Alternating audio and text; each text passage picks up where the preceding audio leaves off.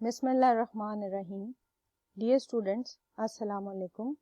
I am Dr. Shumala Hamid, Associate Professor Physiology. Today we will be doing the neuronal circuits of the cerebellum.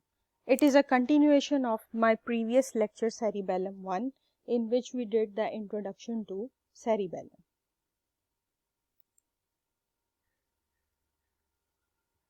The cerebellar cortex is actually a large folded sheet about 17 centimeters wide by 120 centimeters long, with the folds lying crosswise.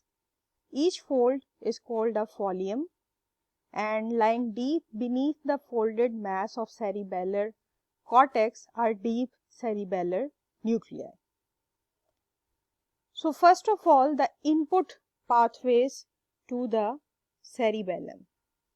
Input is basically of two types. One is the afferent pathways from other part of the brain, and the other is afferent pathways from the periphery. So we will be doing first the afferent pathways from other parts of the brain. The basic input pathways to the cerebellum are shown in this figure, and there is an extensive and important afferent pathway, which is the cortico-pontocerebellar pathway. This one, pontocerebellar, written over here.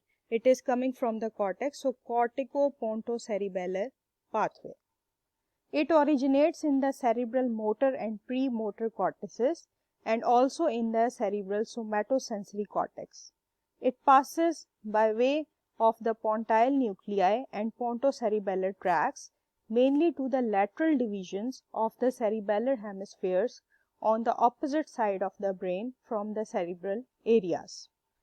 In addition to this, there are other important pathways, which are the olivocerebellar tract, this one, olivocerebellar tract here, then the vestibulocerebellar fibers, vestibulocerebellar tract here, and the reticulocerebellar fibers. This is the reticulocerebellar. So, talking about the olivocerebellar tract, this one, it passes from the inferior olive to all parts of the cerebellum and is excited in the olive by fibers from the cerebral motor cortex, basal ganglia, widespread areas of the reticular formation, and the spinal cord. Then the vestibulocerebellar tract fibers, some of which originate in the vestibular apparatus itself and others from the brainstem vestibular nuclei. Almost all of these terminate in the flocculonodular lobe and fastigial nucleus of the cerebellum. Then third is the reticulocerebellar tract. The fibers originate in different portions of the brainstem reticular formation and terminate in the midline cerebellar tracts, mainly in the vermis. So, coming next are the afferent pathways from the periphery.